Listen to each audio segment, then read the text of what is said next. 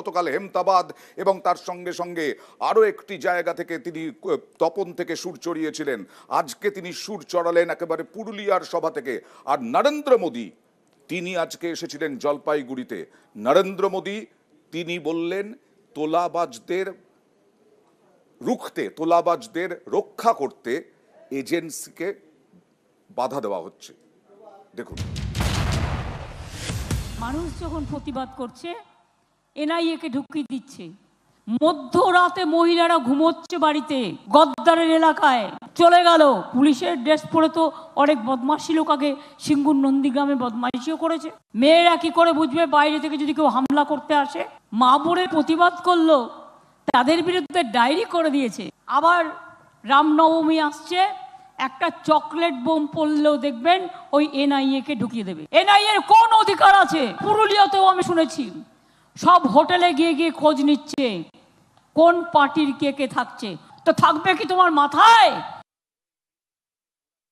TMC चाहती है कि उसके तोलाबाजों को, भ्रष्टाचारी नेताओं को आतंक का खुला लाइसेंस मिले।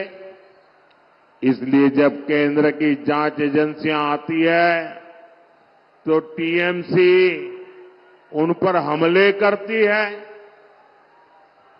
औरों से करवाती है।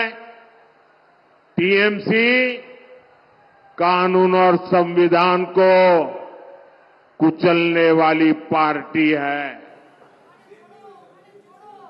আর আজকে ঘাটালে দেবের সমর্থনে অভিষেক বন্দ্যোপাধ্যায় রোড শো করলেন। ঘাটাল মাস্টার প্ল্যানই হচ্ছে দেবের হাতিয়ার, কারণ ঘাটাল মাস্টার প্ল্যান নিয়ে ইতিমধ্যেই মমতা বন্দ্যোপাধ্যায় ঘোষণা করে দিয়েছেন। ঘাটাল মাস্টার প্ল্যান 2024-এর মধ্যেই হবে, ঘোষণা করেছেন মমতা বন্দ্যোপাধ্যায়। ঘাটাল মাস্টার প্ল্যান নিয়ে অভিষেক বন্দ্যোপাধ্যায় আজকে ঘাটাল মাস্টার প্ল্যানের আশ্বাসই দিলেন। ঘাটাল মাস্টার প্ল্যান 10 বছর প্রধানমন্ত্রী ক্ষমতায়, নরেন্দ্র মোদী দেশের প্রধানমন্ত্রী। ঘাটাল মাস্টার প্ল্যানে 60% টাকা দেওয়ার কথা কেন্দ্র সরকারের, সে টাকা দেয়নি কেন?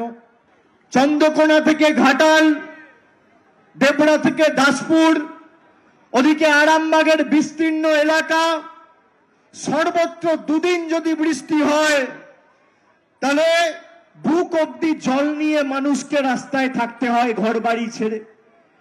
যারা মানুষের বাড়ির টাকা বন্ধ করে রাখে, 60 লক্ষ গরিব শ্রমিকের টাকা আটকে রাখে, তারা কোনোদিন কৃষকের স্বার্থে ঘাটাল মাস্টার প্ল্যান করবে না।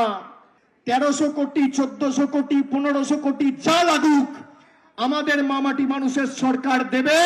আর আগামী নির্বাচন ঘাটালের মাটিতে ঘাটালের মাস্টার প্ল্যানকে সামনে রেখে হবে, এটাই তৃণমূল কংগ্রেসের গ্যারেন্টি।